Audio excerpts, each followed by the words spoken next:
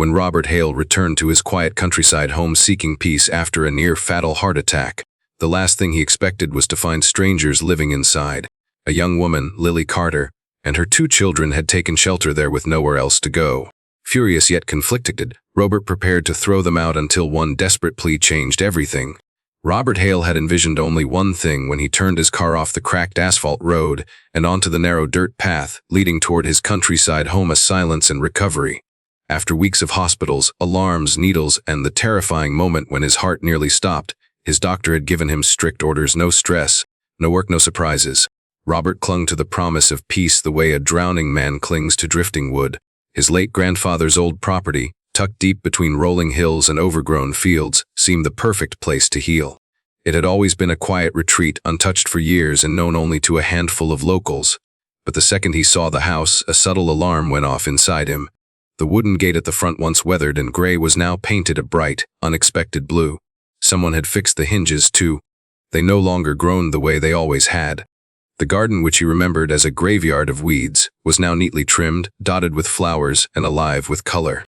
His first thought was confusion, his second was disbelief, and his third, the one that made his pulse jump uneasily, was that someone had been living here. Against the doctor's orders and his own better judgment, Robert stepped out of the car. Even the air felt wrong. It smelled like fresh earth, laundry soap, and was that bread? As he approached the porch, little sounds drifted through the open windows. Hushed giggles, the soft thump of tiny feet running across wood floors, a woman's voice humming a tune he didn't recognize. None of it matched what he had imagined for his quiet convalescence, and for a brief second he wondered whether he had driven to the wrong house. But no, every corner of the porch, every angle of the gabled roof, every stubborn knot in the wood was familiar. This was his home, and strangers were inside it. Robert pushed the front door fully open with one firm motion. A small girl with messy blonde curls was darting around the living room, clutching a doll in one hand. A baby boy crawled across a colorful rug that Robert had never seen before. And on the couch, a couch that was supposed to be covered with old dust, not freshly folded laundry, a young woman lifted her head in shock, her arms frozen around a basket of clean clothes. She looked terrified, as if the sight of him had ripped the air straight from her lungs. "Who are you?" Robert asked, the words escaping before he could temper them. The woman's mouth fell open. The basket slipped from her lap, and clothes scattered at her feet. For a split second they both just stood there, staring at each other, the children frozen in confused silence. Then the woman gathered her son protectively and whispered, "Please, please, let me explain." Her voice shook. She wasn't defiant. She wasn't even defensive. She was frightened, and that only made Robert's frustration spike further. Explain. How did one explain breaking into someone's house and taking root inside it? He walked into the room, his hands trembling not only with anger but with the fragile condition he still wasn't used to managing. His cardiologist had warned him that emotional strain could be dangerous, but how was he supposed to stay calm now?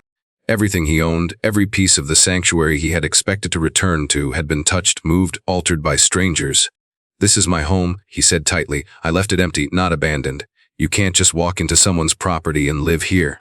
The little girl, wide-eyed, rushed to hide behind her mother's skirt, and the baby began to cry. The woman, Lily Carter, he would later learn, clutched them both, her face flushed with panic. "I know it's wrong. I swear I know. But we had nowhere else to go. My husband died. I lost my job. We were evicted. I tried everything. When I found this place empty, I thought maybe we could stay just until I figured out what to do next." Her words tumbled out, ragged and desperate, like someone drowning in them. Robert wanted to shut them down. He wanted to preserve whatever remained of the calm he had come here for. But the image of the little girl burying her face in her mother's side, the sound of the baby's cries, the exhaustion etched into the woman's posture, none of it aligned with the neat, convenient anger he was trying to hold on to. "You needed to leave," he said, though the words felt heavier than they should have. "I need this house. I came here to recover." "I need quiet, please," the woman whispered. "Just a few days. Just enough time to find somewhere else. I'm begging you." She wasn't dramatic. She wasn't manipulative. She was simply a mother terrified of being homeless again. And when the little girl looked up with tearful eyes and asked, "Mommy, are we going to live on the street again?" Robert felt something inside him twist unexpectedly. The question hit him harder than it should have. He wasn't responsible for this family. He didn't even know them. Yet hearing a child speak about the streets with the familiarity of someone who had been there before did something to him, something he didn't want to examine too closely. He exhaled slowly, his chest tightened in a way that reminded him of the hospital monitors and the doctor's warnings. Stress was dangerous. Anger was dangerous. Even this confrontation was pushing him too far. He ran a hand over his face, staring at the home he once knew, a home that now carried traces of a life that wasn't his. Fresh flowers on the dining table, toys scattered near the stairs, clean floors, warm air, the scent of freshly baked bread drifting from the kitchen. They had been caring for the house. They hadn't trashed it, stolen from it, or hidden from him. They had simply lived. 10 days, he finally said, that's all I can give you. 10 days to find somewhere else. But I am staying here too. It's still my house. The woman nodded rapidly, relief flooding her expression. Thank you. Thank you so much. We won't disturb you. You won't even notice us, I promise. Robert doubted that very much. How could he not notice them? They had already shifted the entire rhythm of the house just by existing inside it. Still, he stepped back, letting her gather the children. He wasn't sure if he had just made a mistake or if compassion had taken hold before he could stop it. But one thing was certain: the peaceful retreat he had imagined was gone. And whatever the next 10 days held, they would be nothing like the rest he had come seeking. Lily Carter stood unmoving in the center of the living room, her arms wrapped protectively around her baby boy, as if she expected Robert Hale to snatch the children away from her at any moment. Her pulse was visible in her throat, fluttering rapidly under her skin. Robert felt the weight of her fear pressing against him, thickening the air. He didn't want to frighten her, he wasn't that kind of man, but the sight of strangers filling his home, using his things, shifting the space he had once known so well, left him feeling displaced in a house he owned. He tightened his jaw and kept his stance firm. Her explanation, though emotional, didn't magically erase the fact that she had entered his property without permission. Robert's voice, when he finally spoke, carried the cold composure he used in boardrooms and negotiations. You can't just walk into someone's home and claim it as shelter. Desperation doesn't make it legal. Then softer but still clipped, why my house? Why here? Lily's lips trembled. She looked down at her son, Noah, whose cries had softened into hiccuping whimpers. The little girl Emma peeked from behind her mother's legs, her small fingers clutching the fabric of Lily's skirt as if she could disappear into it. Lily inhaled shakily. Because it looked empty, she said. Because it looked uncared for, like no one was coming back. I thought maybe we could stay just a few nights. We had nowhere left. She lifted her gaze to him, and her eyes, tired, red around the edges, carried a type of exhaustion he recognized. The exhaustion of someone who had been fighting the world alone for too long. Robert wanted to stay impassive, but his chest tightened, not painfully, but uncomfortably, like an old wound being pressed. Her reasoning didn't justify the intrusion. Yet something about the raw honesty in her voice, the quiver that wasn't theatrical but involuntary, made it harder to maintain the wall he needed. He stepped further into the room and gestured lightly toward the couch, the rug, the toys scattered across the floor. You made yourselves at home, he said, a little too comfortably. Lily winced as if the words themselves struck her. I cleaned, she whispered. I fixed things. The windows, the floors, the garden. I thought it would make it less wrong if I cared for the place. I know that sounds stupid. It didn't sound stupid. It sounded like someone trying desperately to justify something she knew she shouldn't have done. Robert caught himself noticing the details now that she mentioned them: the polished wooden floors free of dust, the carefully arranged cushions on the sofa, the faint scent of lavender from the open window, the budding flowers that hadn't existed in his yard before. She had tended to the house with a gentleness that didn't match the harshness of her situation. He exhaled slowly. You still had no right. The words were harsher than he intended, but he couldn't take them back. Lily nodded as tears spilled onto her cheeks. She didn't wipe them away. Instead, she held Noah closer, rocking him instinctively. I know, she repeated, but the shelter was full. They turned us away. We slept in the car for 3 nights. Emma was coughing. I couldn't keep them there. When I found this house and saw no car, no lights, no signs of life, I thought maybe it was abandoned. I didn't know the owner was alive, let alone coming back. Her last words came out choked, filled with an unease that made Robert look at her differently. Alive. She had assumed the owner was dead or long gone from the world. It was an unintentional dagger, a reminder of how close he had come to that exact fate not even a month earlier. For a moment, neither of them spoke. Then Emma tugged gently at Lily's hand. Mommy, she whispered, her voice fragile, is he going to make us leave today? Lily knelt down, brushing her daughter's hair. I don't know, sweetheart, her voice cracked. I hope not. Robert's fists tightened at his sides. He wasn't heartless, but he was angry at the situation, angry at the intrusion. Angry that he couldn't simply turn them away without feeling like he was doing something unforgivable.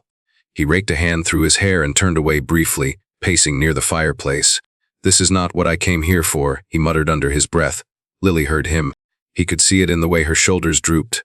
She looked small, diminished, worn down by worry. "I can leave," she said quickly, almost tripping over her words.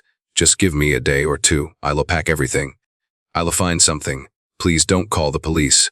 I don't want to scare the kids more than they already are." Robert stared at her, really seeing her for the first time.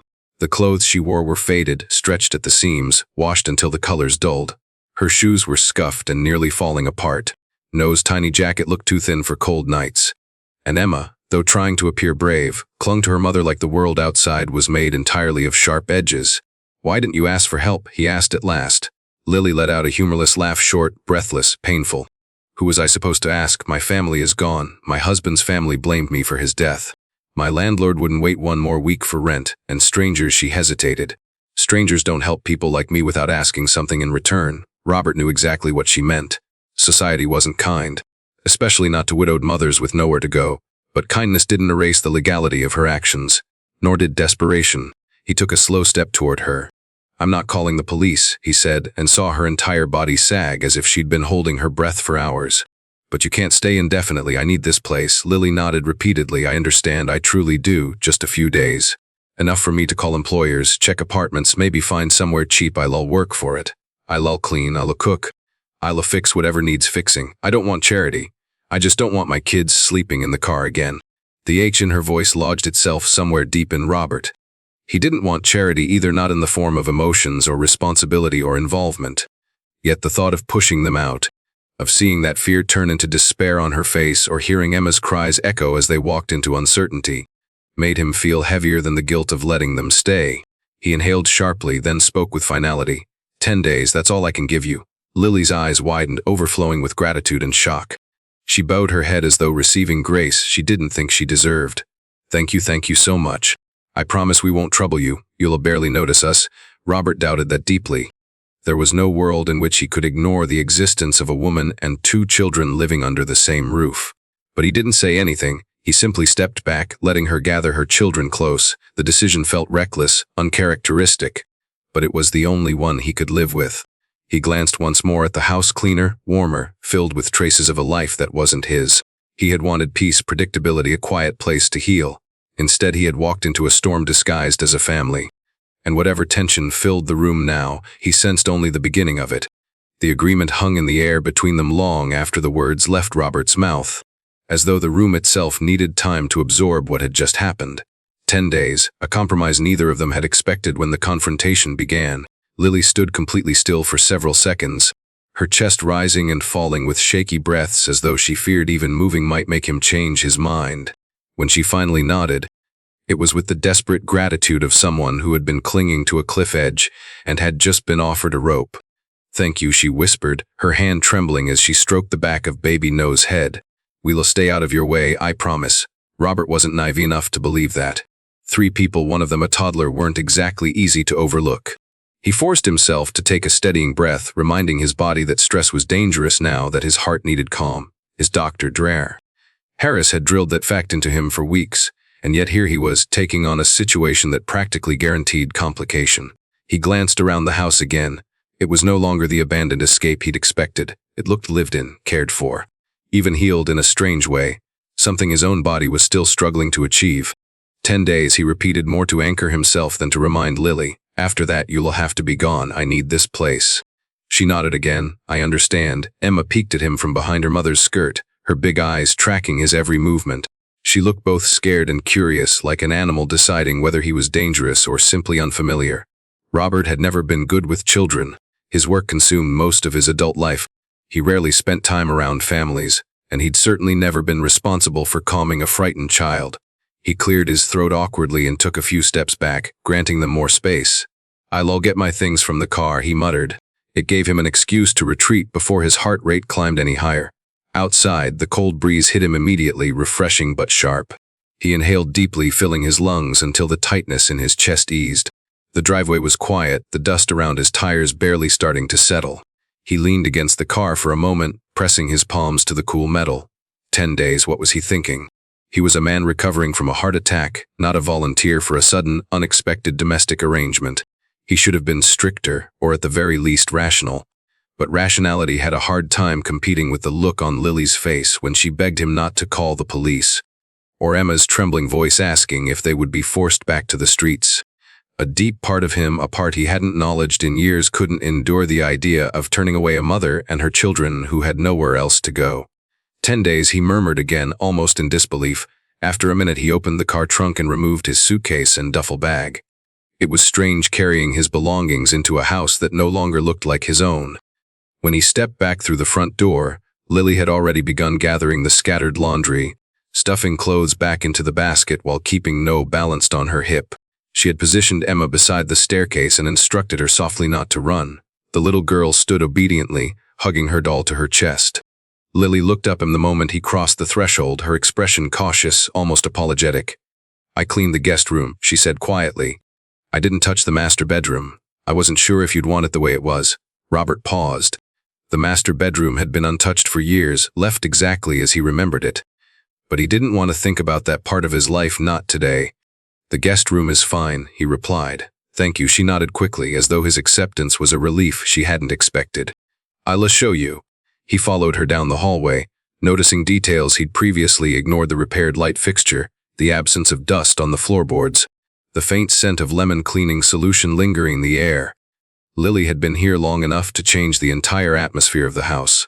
When they reached the guest room, she set No onto the bed. The mattress had been made with unfamiliar sheets, fresh, floral patterned ones he was certain she'd purchased with the little money she had. Emma lingered at the doorway, leaning against the frame as she watched him. Robert set his bags on the floor and Lily stepped back, giving him space. "If you need anything," she said, "we'll stay in the small room at the back. I kept our things there so we wouldn't take up too much space." "I'll manage," he answered, though the words came out more distant than he intended. Lily lowered her gaze and softly ushered Emma away, her posture a delicate mixture of gratitude and tension. After she disappeared around the corner, Robert sat on the edge of the bed. His hands rested on his thighs as he stared at the floor, mind spinning faster than he liked. He came here for peace. Now he had company, unexpected, uninvited, unsettling company. But beneath his irritation was something harder to define: responsibility, sympathy. Something he didn't want to examine closely yet. After a while, he unpacked his essentials and washed his face in the small bathroom adjacent to the room. The cold water refreshed him, though it did little to quiet his thoughts. When he finally went to the kitchen in search of a glass of water, he found Lily there, preparing tea while Emma arranged spoons on the table. No played with a wooden block on the floor.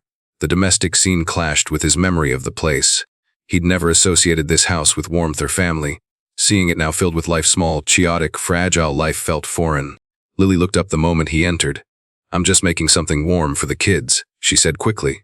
"I'm not touching your food. Most of what's here was what I bought myself." Robert opened the cabinet and found his old mugs still in place. But they were clean, every single dish was spotless. "It's fine," he said as he poured water. Then after a moment, "You've kept the place organized." Lily's shoulders loosened a little. "I tried. It was the least I could do." Emma beamed up at him with a tiny smile that vanished the second Lily guided her gently toward her seat. He took his glass and leaned against the counter, observing them with a mixture of discomfort and reluctant curiosity. Lily placed a cup of tea near Emma and another near her own spot, but didn't sit until she ensured No was safely seated in a makeshift booster chair she had fashioned from folded blankets. Watching her move, quick, careful, graceful in a tired way, Robert noticed how automatic it all seemed. This wasn't a woman lounging comfortably in someone else's home. This was a mother in constant survival mode. 10 days, he reminded himself again, though he wasn't sure if he was reassuring himself or warning himself. He finished his water, set the glass in the sink, and turned to leave. As he stepped out of the kitchen, he heard Emma whisper to her mother, "Mommy, is he a nice man?" And Lily's soft reply, "I think so, I hope so." Robert paused, heartbeat thudding once, a heavy, unexpected strike that wasn't medical, but emotional. He walked back to the guest room, lay on the bed, and stared at the ceiling. 10 days with strangers. 10 days to share space with a mother trying to rebuild her life. 10 days he had never planned for. But the decision was made. For better or worse, the countdown had already begun. Over the next hours, Robert found himself observing details of the house that he had completely overlooked in his earlier frustration. Now that the initial confrontation had passed, his eyes adjusted to the reality that Lily and her children had been living there long enough to leave behind unmistakable evidence of their presence, evidence that was oddly comforting rather than intrusive. The home felt different, undeniably transformed from the hollow, neglected structure it had been before he left for the city. It didn't echo anymore. It didn't feel like a relic frozen in time. Instead, it carried warmth, routines, and human breath woven into the air. As he walked through the living room, he noticed a stack of children's books arranged neatly on a low wooden crate that had never served as furniture before. A soft blanket, crocheted with uneven stitches, was draped over the arm of the couch. A small potted plant, healthy green, thriving, sat on the windowsill where sunlight cut across the room in gentle stripes. He had never owned a plant. Plants required care, they needed time, attention, consistency. He'd never had much of any of those to offer. But Lily had. He found himself lingering near the kitchen doorway, struck by the transformation there most of all. The last time he stood in this room, years before, the fridge had been nearly empty except for a few expired condiments and a carton of milk he never drank. Now it was stocked modestly, but with intention. Vegetables wrapped in damp towels, small containers of leftover soup, bread wrapped in cloth instead of plastic bags, suggesting she wanted to make things last as long as possible. The counters were clean, wiped often enough that they carried a faint shine. A basket on the table held tomatoes and onions, likely picked or bought locally, and near the sink sat 2 mugs, one tiny with a cartoon fox, one chipped and faded, each bearing traces of tea from earlier in the day. These weren't intrusions, they were signs of a life trying to root itself wherever it could. When Lily appeared beside him, startled to find him there, she nearly dropped the cloth she'd been folding. "I didn't hear you come in," she said quickly. "I was just finishing up lunch dishes. We'll stay in the back room most of the time so you have space." Robert shook his head slightly. "You don't have to do that." She blinked, unsure how to interpret his response. "I don't want to get in your way." "You re not," he answered, though a part of him knew he was still adjusting to sharing space at all. She hesitated, shifting no higher on her hip. "I know you didn't expect anyone here. We tried to be careful. Emma and I cleaned every day. I didn't want the place to fall apart." Her gaze flicked downward, as if bracing for criticism. Instead, Robert found himself looking around again. "You've done more with this place in a few months than I have in 10 years. Lily's breath caught. She wasn't used to praise. She wasn't used to being told she had done something right. "Thank you," she murmured, her voice soft, uneven in a way that made him look away before she noticed the way it affected him. Emma came running and then, barefoot, holding a drawing made with crayons. "I made a house." She skidded to a stop when she saw Robert, and her expression shifted into a shy mixture of excitement and caution. Lily smiled down at her daughter. "Show him," she encouraged. Emma approached slowly, extending the paper. The drawing was of a house, square, simple, colored in a way only a child would. 3 small stick figures stood out front, one with long hair, one tiny one holding something that looked like a toy, and a third taller figure whose details were just a bit more defined. "That's you," Emma announced, pointing at the tall figure. Robert froze, startled. Emma grinned. "You're very tall. And you look like you don't like hugs." Lily let out a small, embarrassed laugh, and Robert huffed quietly, unsure whether to feel insulted or amused. "Do I look like I don't like hugs?" he asked, lowering himself to her height. "Yes," she nodded seriously. "But that's okay. Mommy says some grown-ups just forget how." Robert blinked. Her words struck deeper than he expected. Forgotten how? It felt truer than he wanted to admit. Emma waited for him to react, so he forced himself to soften his expression, a gesture so rare it felt foreign. "It's a nice drawing," he said. Emma beamed and ran off again. Lily watched her daughter disappear, then looked at Robert with a mixture of gratitude and apology. "She talks too much sometimes." "I'm sorry if she's a child," he interrupted. "She's supposed to talk." Lily seemed relieved. They stood there for a moment, the air warm from the late afternoon sun pressing through the window. Robert found his attention drifting to the garden beyond the glass. It was nothing like the dried, neglected patch of land he remembered. The soil was dark and healthy. Rows of tomatoes were supported by wooden stakes. A line of herbs grew in small clusters: basil, rosemary, something he didn't recognize but smelled faintly sweet when the window breeze shifted. "You did all that?" he asked, pointing to the garden. Lily joined him near the window. Emma helped with the watering, and Mason brought seeds when he found out I was trying to grow food. I didn't want to just take up space here. I thought maybe if I fixed things it wouldn't feel like stealing." Her honesty took him off guard. She hadn't intended to occupy. She had tried to tend, repair, repay in the only way she could. "The garden looks good," he said quietly but sincerely. Lily's eyes glimmered with a mix of pride and disbelief. "It's not much, it's more than I ever did," he answered. "This place," he gestured loosely around the room. "It hasn't looked this alive in a long time." Lily's cheeks flushed. Not the romantic kind of blush, but the kind born from someone unaccustomed to being acknowledged. "I just wanted my kids to feel like they had a home, even if it wasn't really ours." There it was, the vulnerability behind every action she'd taken here. Every clean surface, every mended piece of furniture, every plant in the yard. Not comfort, not convenience. Desperation mixed with hope. Robert's chest tightened not painfully, but with something he didn't recognize at first. Sympathy, respect, some strange form of admiration. He cleared his throat to break the tension building in his thoughts. I need to rest for a bit, he said. Doctor's orders. Lily stepped back quickly. Of course, he'll keep things quiet. He nodded and turned, but as he walked down the hall, he glanced back once. Lily was watching him go, No balanced gently against her, and Emma was placing her drawing carefully on the table, protecting it like something valuable. The house felt different now, not just louder or livelier, but fuller in a way he hadn't expected. He had walked in bracing for conflict and found something else instead, evidence that life, real life, had taken root in the cracks he'd ignored, and part of him, the part still learning how to loosen its grip on old habits and solitary routines, wasn't sure whether that unsettled him or comforted him more than he wanted to admit. The next morning arrived earlier than Robert expected. He woke to the faint clatter of dishes and the soft patter of little feet moving through the hallway. The house had never known this kind of rhythm, small, unpredictable sounds that hinted at life unfolding rather than a place merely existing. When he stepped out of his room, Lily was in the kitchen preparing breakfast for her children. Emma sat on a stool coloring quietly, and Noah babbled to himself from a blanket on the floor. The domestic picture caught him off guard. It was ordinary in the simplest sense, yet for a man who had spent years surrounded by empty penthouses, sterile offices, and endless meetings, the ordinary felt strangely foreign. He cleared his throat lightly so he wouldn't startle them. Lily turned quickly and offered a polite nod, pushing a strand of hair behind her ear. Good morning, she said. There's coffee if you want some. It's not fancy, but it's strong. He accepted the mug she handed him and took a careful sip. It was good, better than most of the overpriced blends he had kept at his city apartment. Thank you, he said, and Lily's shoulders visibly relaxed as if every small courtesy meant more to her than she cared to admit. Robert wasn't sure how to exist in this new arrangement yet, so he walked to the dining table and sat down, pretending to check emails on his phone even though he wasn't supposed to be working. He had barely taken another sip when the front door swung open without warning. Lily! I brought you those tomatoes you asked for, a gruff, cheerful voice called out.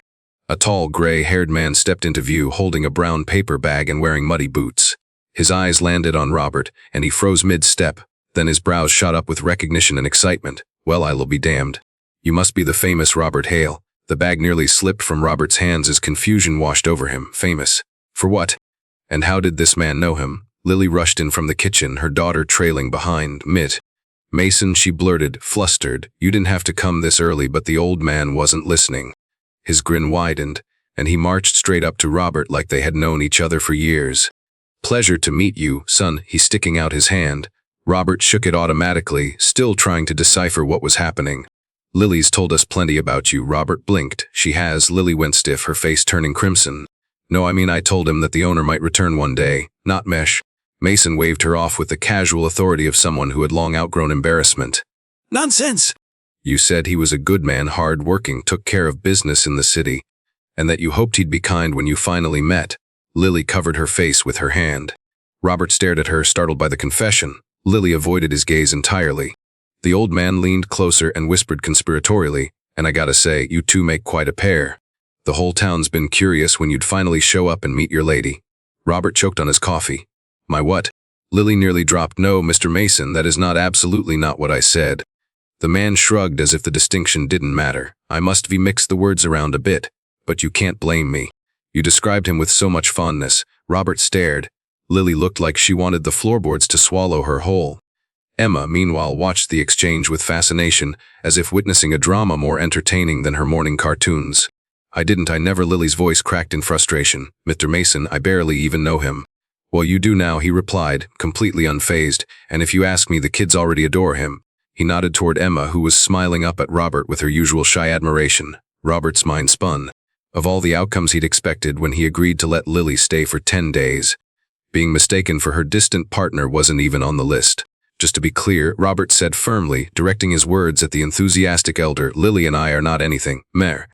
Mason raised an eyebrow. Not yet. Robert almost spilled his coffee again. Lily made a strangled noise somewhere between a plea and a groan. Mere. Mason, she hissed, please stop. But the man was already placing the tomatoes on the counter, humming cheerfully as if he hadn't just thrown both adults into a vortex of discomfort. Anyway, I'll leave you young folks to your breakfast. If you need anything, tools, food, help with the garden, just holler. He gave Robert an exaggerated wink before heading for the door. Good to finally meet the man Lily's been talking about. I wasn't. Lily shouted after him, but the door had already shut. The moment he was gone, she covered her face with both hands. I'm so sorry, she whispered between her fingers. Robert set down his coffee. You told the whole town about me? No. She insisted. I just mentioned the owner might return one day. Mr. Mason, well, he likes to create stories, and people here love talking. Things spread, she groaned softly.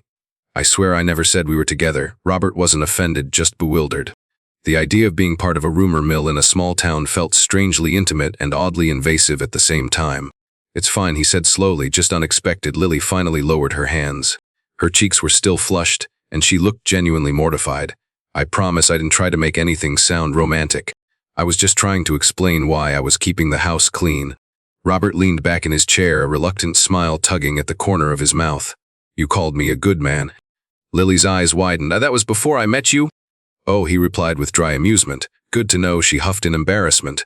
Emma, oblivious to the adult chaos, climbed into the chair beside him.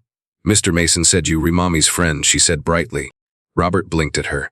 I think he misunderstood. He does that a lot, Lily muttered under her breath. But the child continued, swinging her legs. I think you're nice, even if you look like you don't like hugs. Robert nearly laughed, remembering her earlier observation. I'm working on it, he said. Emma grinned and returned to her drawing. Lily busied herself at the sink, trying to collect what remained of her dignity. Robert watched her for a moment, not staring, just observing the way she held herself. Embarrassment still clung to her posture, but beneath it was something else, something genuine. She cared what people thought, not about gossip, but about imposing the wrong idea on him. She didn't want to complicate things or create tension. She wanted peace as much as he did, perhaps even more. And he realized then that the misunderstanding, however awkward, wasn't Lily's doing at all. It was a result of the life she had been forced into, one where her every action was scrutinized, interpreted, or retold by others. As he lifted his mug again, he found himself strangely touched by the old man's assumption. Not because it was true, but because it hinted at the possibility that someone believed Lily deserved companionship instead of hardship. And perhaps the bigger surprise was how easily the town had imagined Robert as that companion. He wasn't sure what that meant yet. But he knew one thing: his life, once predictable, cold, and carefully controlled, was becoming more tangled by the minute. And for reasons he wasn't ready to examine, he didn't entirely hate it. Robert had planned for rest, structure, and predictability, elements his doctor emphasized as essential for his recovery. Yet every hour spent sharing a roof with Lily and her children introduced a different kind of rhythm, one he had not anticipated. Instead of the orderly solitude he imagined for his healing, he now faced the unpredictable movement of a small family, Emma's light footsteps. No's soft babbling, Lily's gentle but constant motion as she managed the needs of two children while trying not to intrude on him. And surprisingly, the disruption didn't feel entirely unwelcome. It was disorienting, yes. But beneath the disorientation was something he couldn't quite define, a tug, perhaps, pulling him toward a life he had long forgotten how to live. The day after Mr. Mason's unannounced visit, Robert found himself lingering at the edges of the home's activity. He never intended to hover. In fact, he tried repeatedly to retreat to his room to read a nap. But each time, something subtle drew him back. The aroma of Lily's cooking simple meals made with fresh vegetables from the garden. Emma's laughter when she managed to balance a crayon behind her ear. The way sunlight played across Lily's features when she leaned over to pick up No. These small details, irrelevant to the life he used to live, now caught his attention in ways he didn't understand. At breakfast, Robert took a seat at the table while Lily prepared oatmeal for the kids. Emma chatted softly about her drawings, showing him pictures of animals, flowers, and imaginary creatures. She had begun treating him like a familiar presence, despite the awkwardness of their first day together. No cooed when Robert looked his way, banging his tiny fist on the tray of a makeshift high chair. Lily, always attentive, kept wiping his face and adjusting his bib. It was domestic, natural. Worlds apart from Robert's typical morning routine in the city, which involved emails, conference calls, and burnt toast he barely touched. Robert watched Lily as she moved around the kitchen. She was quick but graceful, every action done with purpose. She stirred the pot, cooled spoons of oatmeal for No, poured small glasses of water for the children, and made do with the limited kitchen tools she had found in the house. There was awareness about her, but also a quiet resilience that commanded respect. You don't have to cook, Robert said after a moment, his tone softer than it had been the day before. You're not working for me. Lily blinked, surprised by the comment. I know, but you let us stay. I want to contribute.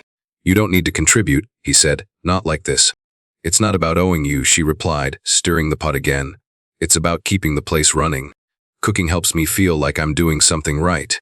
Robert didn't fully understand, but something in her voice, firm yet vulnerable, kept him from arguing further. Instead, he watched her set nose bowl on the high chair tray and guide his small hands so he wouldn't make a mess. Her patience was impressive, especially considering how tired she looked. It dawned on him then how difficult her life had been long before they crossed paths. Later that day, Robert stepped outside to take in some fresh air. The sun was warm, casting golden light across the yard. From the corner of his eye, he noticed movement. Emma was playing with a stray cat, an orange tabby who had likely chosen the property because of Lily's kindness. The girl giggled as the cat pawed gently at a string she dangled above its head. The sound reached Robert effortlessly, carrying with it an innocence that softened the tension he carried in his shoulders. Lily exited the house a moment later, no perched on her hip. She moved toward the garden to check on the tomato plants. Robert watched as she crouched down, balancing No securely, examining each plant with the care of someone tending to precious belongings. She didn't notice him at first, allowing him a brief moment to observe her uninterrupted. The way she pressed her hand to the soil, checking for moisture. The way her brows knit in concentration. The way No reached for her braid, tugging gently while she laughed and kissed his forehead. It was such a simple moment, yet it stirred something inside Robert that he wasn't prepared to confront. Eventually, Lily caught him watching. Instead of looking startled or embarrassed, she offered a small, tired smile. "The tomatoes are doing well," she said. "I wasn't sure they'd grow in this soil, but I guess they proved me wrong." "You've done more to this place than I ever managed," Robert admitted, stepping closer. "I never planted anything. Didn't think I had the time." "Time is never what we think it is," Lily replied. She stood up, brushing dirt off her jeans. "Sometimes it disappears too fast. Sometimes it stretches, and sometimes," she paused, adjusting No on her hip. "Sometimes you don't realize how much of it you wasted until life forces you to slow down." Robert didn't respond. He didn't have to. Lily's words hit too close to his recent reality. He had spent years chasing numbers, deals, success, things that suddenly felt shallow after lying in a hospital bed believing he might never stand up again. Perhaps that was why Lily's presence affected him. She represented everything he'd been missing without knowing it. Later in the afternoon, the three of them shared the living room while Emma built a tower of wooden blocks. Robert, feeling strangely at ease, lowered himself onto the rug to stabilize the tallest blocks. She beamed every time they added another piece. Lily watched from the couch, her eyes softening as she observed the unlikely pair. "You were good with her," Lily said after a moment. Robert raised an eyebrow. "I've never been around kids." "You wouldn't know it," she replied. "She trusts you already." He felt something shift in his chest, an unfamiliar warmth. No let out a squeal of delight as Emma clapped for her newly finished tower. Robert stared at the colorful block structure, strangely proud of being part of its creation. As the sun began to set, Lily gathered the children for their evening routine. Robert remained seated on the rug, watching as she led them down the hallway. The house grew quieter, still alive, still warm but softer in tone. He leaned back against the couch, letting out a slow breath. He should have felt overwhelmed. He should have felt invaded. He should have felt frustrated that his recovery would not be the solitary retreat he had envisioned. But instead he felt something he couldn't quite name, a pull, a shift, a sense that, for the first time in a long while, he wasn't merely existing, he was witnessing life, participating in it, even if only in small, hesitant steps. And as he sat there, surrounded by the echoes of a family that was not his, Robert realized he hadn't felt this strangely grounded in years. Whatever was happening inside this house, whatever unwanted, unexpected change had entered his life, it was beginning to reach him in ways he never anticipated. And he wasn't sure whether that scared him or comforted him more than it should. The unexpected shift came 2 days later, on a warm afternoon when the clouds hung low and the air smelled faintly of rain. Robert had been sitting on the porch with a cup of herbal tea, something Lily insisted he drink instead of coffee, when he heard a sudden yelp from the backyard. It wasn't loud, but it carried sharp urgency, enough to send a jolt through his chest. He set his cup down and hurried toward the sound, his still healing body protesting the sudden movement. He rounded the corner of the house, just in time to see Lily sitting awkwardly on the ground near the garden, clutching her ankle while Emma stood beside her with wide, frightened eyes. No sat a few feet away in the grass, watching his mother with confused concern. "What happened?" Robert asked, kneeling down immediately despite the stress it placed on his knees. Lily let out a strained breath. "I stepped wrong on one of the garden stones. My foot slid. I heard a crack." She winced as she tried to adjust her position. I'm fine, it's just bad timing. Robert examined the garden path. Several stones were uneven, and one had clearly shifted beneath her. Without hesitating, he reached out. Don't move, let me help you up. Lily stiffened, clearly torn between accepting assistance and keeping distance. But when she tried again to put weight on her ankle and gasped from the pain, she gave up resisting. Robert slipped an arm behind her back and another beneath her knees, lifting her with more effort than he wanted her to see. His heart beat faster not only from exertion but from the unfamiliar closeness. Lily looped an arm around his shoulder instinctively, her breath hitching from both pain and embarrassment. I'm so sorry, she muttered. I should have been more careful. You don't need to apologize for getting hurt, Robert replied. Come on, let's get you inside. Emma hurried behind them, carrying No as best she could. She kept asking if her mother was okay, her voice trembling each time Lily winced. Robert's grip tightened protectively around the woman in his arms, determined to project calm even as worry tugged at him. Once inside, he set Lily gently on the couch. She bit her lip and forced a reassuring smile toward her children. I'm fine, sweetheart. Just a little hurt. Robert crouched to examine the swelling. His business career had given him many skills, but medical training wasn't one of them. Still, he could tell the injury was serious enough to require rest. You need to stay off that foot, he said. At least for the rest of today. I don't have that luxury, she replied, attempting a small laugh. Kids don't wait for sprains to heal. They will today, Robert said. I'll manage things. Lily blinked at him in disbelief. You. With the kids? Emma and No looked at Robert as if suddenly evaluating a contestant in a game. Robert straightened, trying to appear more capable than he felt. I can handle it. He regretted those words the moment they left his mouth, but pride wouldn't let him retract them. Lily gave him a long, doubtful stare, but pain eventually overruled her instinct to argue. All right, she whispered. Just keep them safe. What followed was a chaotic test of Robert's patience, adaptability, and basic survival skills. As soon as he tried to prepare lunch, simple sandwiches, because surely that would be foolproof, No started crying from the play mat. Emma tugged at his sleeve, insisting he come help her find a missing crayon. The pot of soup Lily had left simmering on the stove nearly boiled over, forcing him to race across the kitchen. He forgot the spoon on the counter, spilled broth onto the burner, yanked the heat down too low, and almost tripped over one of No's wooden blocks. By the time the soup was finally served, No smeared half of it onto his shirt. Emma decided she no longer liked carrots, and Robert's pulse had climbed high enough to make him question his life choices. Meanwhile, Lily watched from the couch with equal parts amusement, worry, and guilt. She tried to stand once, insisting she could take over, but the moment her foot touched the ground, she hissed and collapsed back into the cushions. Stay, Robert said firmly, pointing like she was a rebellious patient. She gave him a pointed look. I'm not a dog. Then stop trying to walk like one, he shot back, surprising himself with the dry humor. Lily stared at him for a moment, then laughed. It was a small, tired laugh, but it broke through the tension. Emma tugged at Robert's hand again. You were doing it wrong, she declared. Mommy doesn't stir the soup like that. Well, Mommy isn't stirring anything today, Robert replied, trying to keep his exasperation from showing. So this is what you get. Emma giggled. You were funny. He wasn't trying to be funny, but apparently accidental comedy was all he could offer at the moment.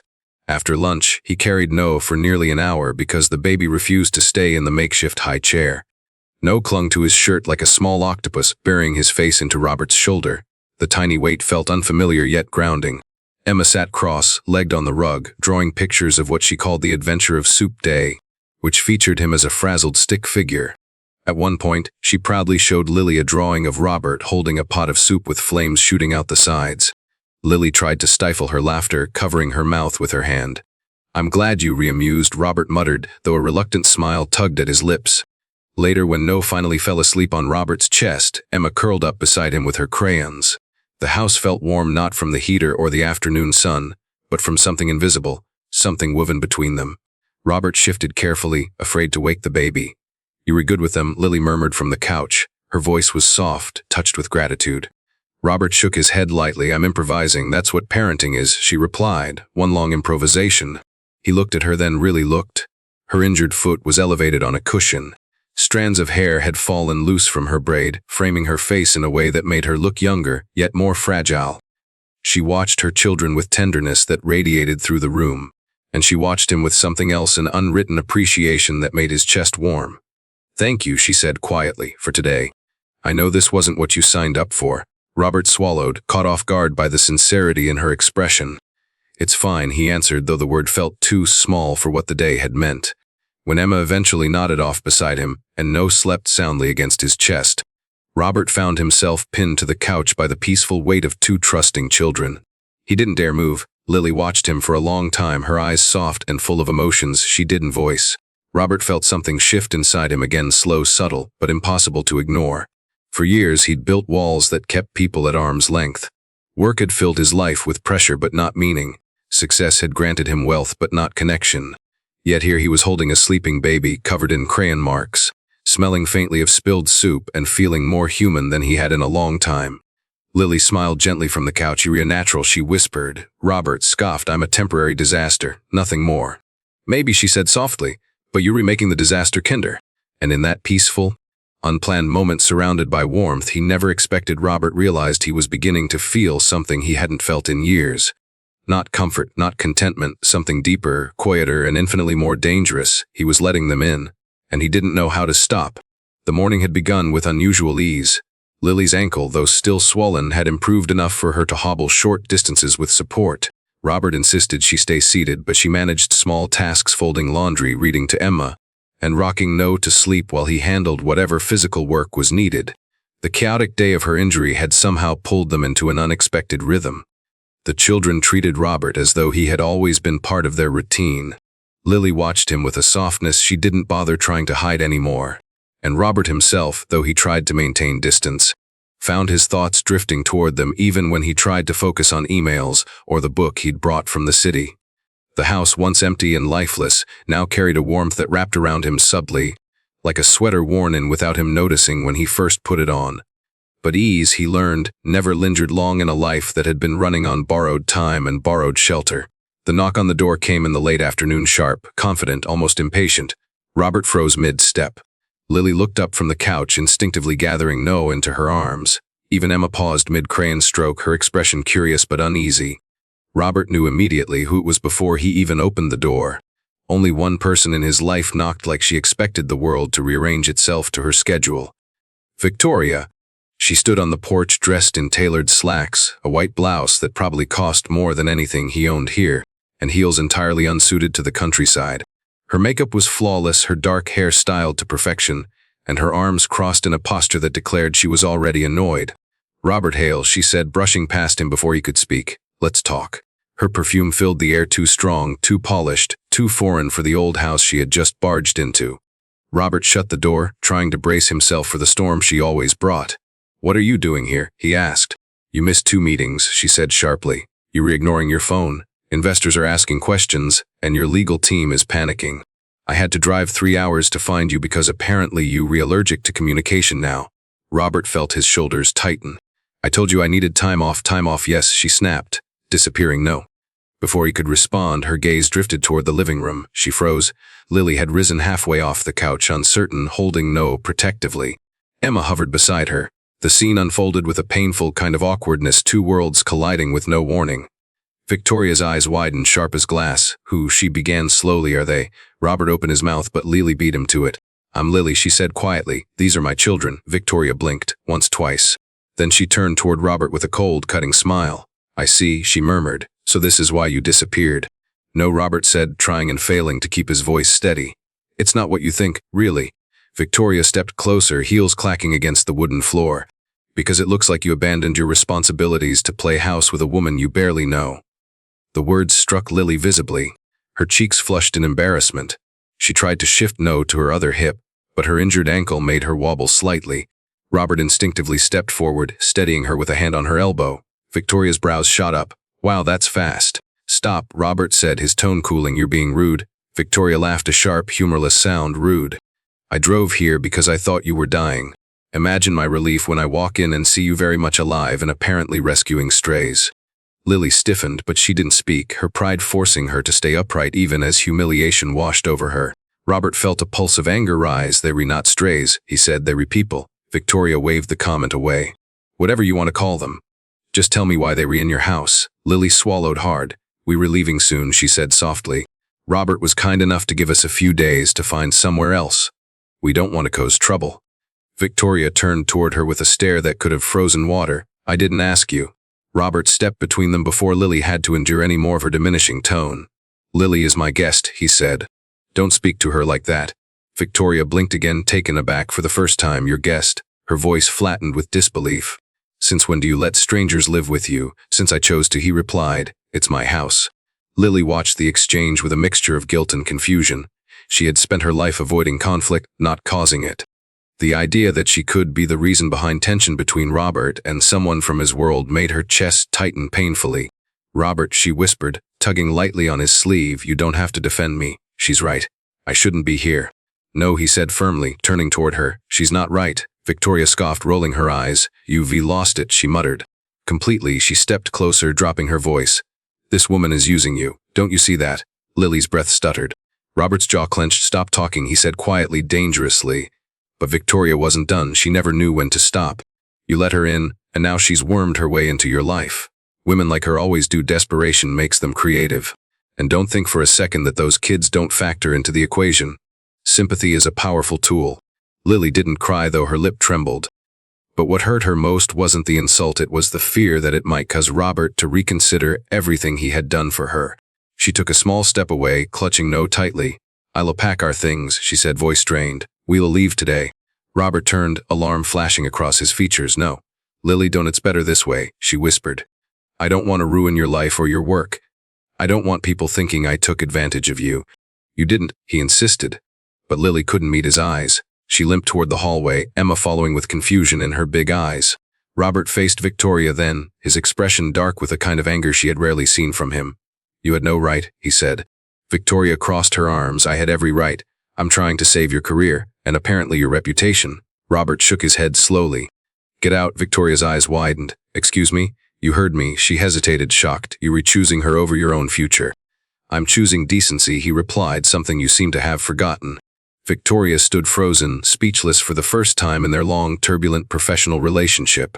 Then she spun on her heel, stormed out of the house, and slammed the door behind her. The instant she was gone, the house felt different. Not quiet, never quiet with children, but lighter, as though some heavy weight had lifted.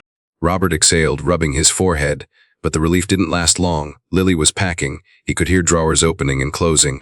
Emma asking questions. No fussing, a storm brewing down the hall. He knew he had to go her, had to stop her. Because this moment, this intersection of conflict, loyalty, and hurt mattered more than either of them knew. And if he didn't act fast, he might lose the very thing he had only just begun to discover, a home he hadn't known he needed. Lily packed with the frantic energy of someone running from a burning building, even though her injured ankle made every step slow, shaky, and painful. The humiliation still clung to her like a second skin, raw and impossible to shake off. Victoria's words had sliced through her with precise cruelty, hitting every insecurity she carried: poverty, motherhood, dependence, the fear of being seen as a burden. She had survived countless hardships, but being the reason conflict rose in someone else's life was something she could not bear. Especially not Robert's life. He had been nothing but kind, too kind, and she refused to repay his generosity with trouble. She limped back and forth across the room, stuffing clothes into bags, gathering Emma's crayons, folding No's blankets with shaky hands. Emma stood near the doorway, watching with wide, confused eyes. Are we going somewhere, Mommy? She asked, her voice small. Lily swallowed hard. She hated lying to her children, but telling the full truth would break Emma's heart. We were just leaving earlier than planned, Lily managed. We shouldn't stay here anymore, Emma frowned deeply. But I like it here, it feels like a real home. The words hit Lily like a punch. She paused, pressing a hand to her forehead. I know, sweetheart. I know. No whimpered from the bed, sensing the tension. Lily hurried to pick him up, wincing as her ankle protested. She shushed him softly while blinking back the sting in her eyes. She didn't have time to fall apart. She had to move. Down the hall, Robert stood frozen for several seconds after Victoria's depart, staring at the door she had slammed shut. His chest burned with anger, not just at her, but at the situation he had allowed to unfold. He had known Victoria long enough to recognize how her judgments work, sharp, loud, unforgiving. And he should have anticipated how deeply those words would wound someone like Lily, someone who already carried more weight than one person should. Realizing she was packing, he moved quickly toward the bedroom, each step fueled by urgency. When he reached the doorway, he saw her bent over a small suitcase, her face twisted in pain not only from her ankle but from something far worse. Lily, he said, voice rougher than he intended. She flinched as if she'd been caught doing something wrong. I'm almost done, she said without meeting his eyes. We'll be out of your way soon, No, Robert said firmly, entering the room. You don't have to leave. Yes, I do, she replied, stuffing more clothes into the bag. Your friend was right, this isn't my place. I shouldn't be here. Victoria isn't my friend, Robert snapped, startling even himself, and she had no right to talk to you that way. Lily shook her head. It doesn't matter if she had the right. She wasn't wrong. She finally looked at him then, eyes glossy with hurt. You took us in because you felt bad. You helped us because you were a good man. But we don't belong in your world, Robert. We never did. He stepped closer, his frustration building. This isn't about my world. This is my home, and I chose to let you stay. And look what happened, she whispered. You had a fight with someone important because of us. I don't care about her. But you should, Lily insisted. She clearly matters in your life. She knows about your work, your company, the things you built. Those things matter to you, even if you pretend they don't. I'm not going to be the reason they fall apart. Robert ran a hand through his hair, struggling to find the right words. You're not ruining anything, aren't I? Lily asked, her voice breaking. Since I came here, all I've done is complicate your life. You were supposed to rest. Instead, you've been babysitting, cooking, arguing, Lily. And now someone from your world thinks I'm using you. That's the last thing I want. She gripped the edge of the suitcase until her knuckles whitened. I've been used before. I've been judged before. I've survived worse than today. But I will not ever let anyone say I'm taking advantage of a man who's been nothing but kind. The raw conviction in her voice hit him like a tidal wave. She wasn't just embarrassed, she was terrified of being seen as someone she wasn't. Terrified of losing the little dignity her life still allowed. He stepped toward her again. Lily, listen, no, she said, stepping back. Please don't make this harder. Her movement sent a sharp bolt of pain through her ankle, and she gasped, grabbing the dresser for support. Robert reached for her, but she recoiled, shaking her head, breathing unevenly. I can't stay here anymore, she whispered. Your friend was right. People will talk, they'll assume things. I can't let Emma grow up thinking we lived in a stranger's house because her mother was desperate. You were never a burden, Robert said. Never. Lily looked down at the suitcase again. Her hands trembled as she tried to zip it. The zipper caught on a loose thread and jammed. She tugged at it, failing once, twice. Her breath hitched. She tugged again, harder this time, her hands shaking violently. The zipper didn't budge. The weight of the moment crashed down on her, crushing every fragile piece of resolve she had held onto since the day she lost her husband, her home, her job, everything. I'm trying, she whispered. I'm trying so hard. Then, as if the dam finally cracked, tears broke free. They weren't loud or dramatic. They were silent, persistent, unstoppable, sliding down her face in a steady stream she couldn't control. She looked down, ashamed of them, ashamed of herself, ashamed of how small her life had become. And for the first time, Robert saw the full weight of everything she carried, not just poverty or motherhood or loss, but the relentless fear of being unwanted. Without thinking, he reached forward and covered her hand with his. She tensed, but he didn't let go. Lily, he said softly, you're not leaving because of anything you did wrong. You're leaving because someone you don't even know tried to make you feel small. Don't let her decide your worth. She shook her head weakly. It's not just her. It's everything. Then let me help, he said. Help. She repeated, almost laughing through her tears. Why would you do that for us? Robert hesitated, but only for a moment. Because I want to. Lily stared at him, eyes wide and confused. She searched his face for pity, obligation, anything that might make his words feel false. But all she found was sincerity, deep, steady, unguarded sincerity. It only made her cry harder. She turned away, covering her face. I can't stay, she insisted one last time. I'll just hurt you more. Robert gently turned her back toward him. You haven't hurt me, he said. Not once. She looked up at him, trembling, fragile, lost. Then why does it feel like everything is falling apart? He opened his mouth to answer, but the truth lodged itself in his chest. Things were falling apart because she was tearing herself away from a place she had unknowingly begun to belong to. And now he felt the fear of losing her just as intensely as she feared being unwanted. Lily, he said softly, please don't go. Her lips trembled, her breath shook. She closed her eyes as if fighting a battle inside herself. I don't know if I can stay, she whispered, but I don't want to leave either. Those words, raw, honest, terrified, hung between them with more impact than anything Victoria had said. Because they meant Lily wasn't running from Robert. She was running from the possibility of needing him. And that fear, he realized, was far deeper than anything he could fix in a single conversation. But he wasn't giving up, not now. Not when everything inside him screamed that losing her would be a mistake he wasn't prepared to make. Then don't leave yet, he said gently. Just stop running for a moment. Lily looked at him, really looked at him, and for the first time, she allowed herself to hope that staying might not be the worst choice after all. But hope, like fear, was a fragile thing, and she still stood at the edge of it, trembling. Robert stepped closer, slowly, deliberately. I want you here, he whispered. Let me prove it. Lily inhaled sharply, clutching the fabric of No's blanket in one hand as if trying to steady herself against the flood of emotions threatening to pull her under. She didn't answer him, not yet, but she didn't pick up the suitcase again either. And for now, that was enough. Robert didn't sleep that night. Not because of discomfort or pain, but because his mind replayed every moment of the confrontation, every expression on Lily's face, every tremor in her voice as she insisted she had to leave. He paced the length of the small guest room, running his hand through his hair, trying to piece together the chaos that had erupted so suddenly. Victoria's visit had been a storm, but the aftermath was worse. It wasn't the fight with his former colleague that kept him awake, it was the image of Lily standing in the hallway, heartbroken and trembling, believing she was a burden he needed to be freed from. The idea of her walking out the next morning tightened his chest in a way that made him pause and breathe slowly, reminding himself of his doctor's warnings. Stress, he had been told, was dangerous for his recovering heart. But he couldn't stop the storm inside him any more than he could have stopped Victoria's outburst. By early morning, when the sky turned pale and the birds began their soft calls, he made a decision. He needed advice, real advice, not the clipped corporate nonsense Victoria dealt in. He needed someone who understood things beyond business, someone who had known him long before his ambition hardened him into the man he later became. So he reached for his phone and called Dr. Harris. The call rang twice before a groggy voice answered. "Robert, I need to talk," he said, "now, if possible." Dr. Harris sighed heavily through the line. "You're supposed to be resting, not spiraling." "What happened?" "Someone came to the house yesterday," Robert explained, pacing across the room. "A former colleague. She said some things. Hurtful things." Lily overheard. There was a pause, followed by an unmistakably knowing hum. "Lily, the woman staying with you."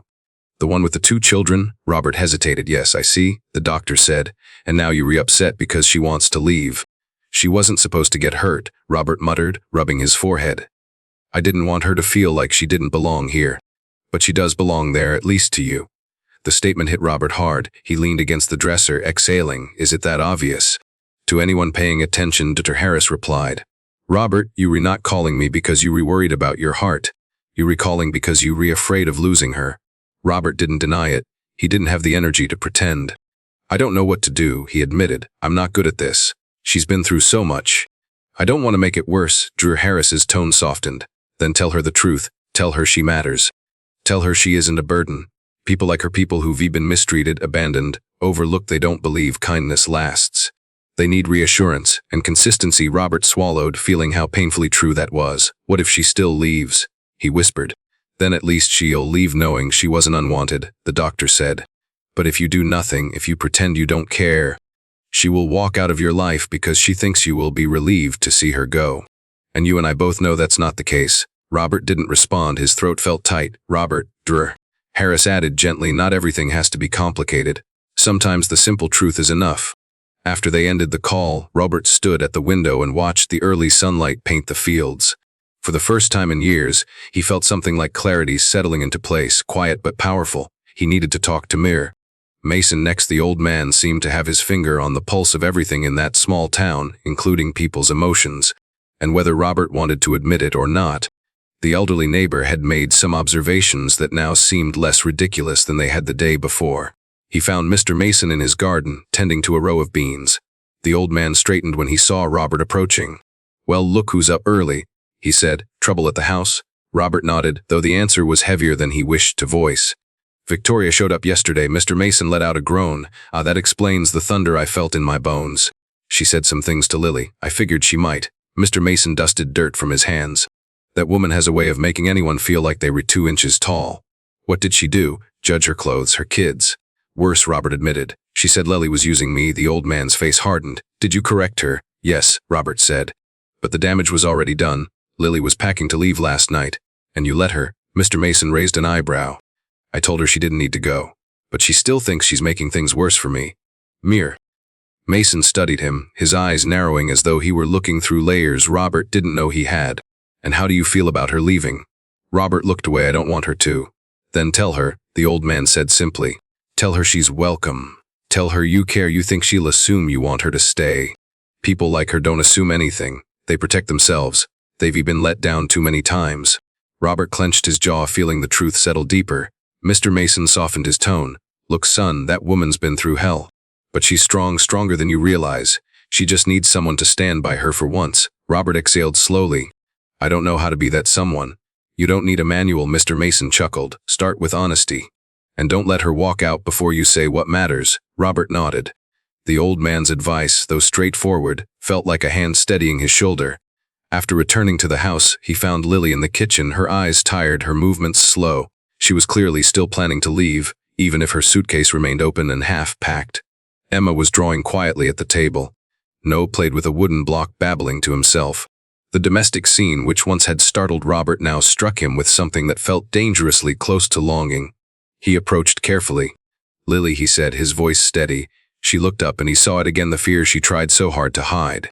The fear of being too much, the fear of being unwanted. We need to talk, he said. She tensed. If it's about us leaving, I promise we'll be gone as soon as no, he cut in sharply. This isn't about you leaving, it's about you understanding something. She blinked, startled. He stepped closer, slow enough not to overwhelm her, but sure enough that she knew he wouldn't back away.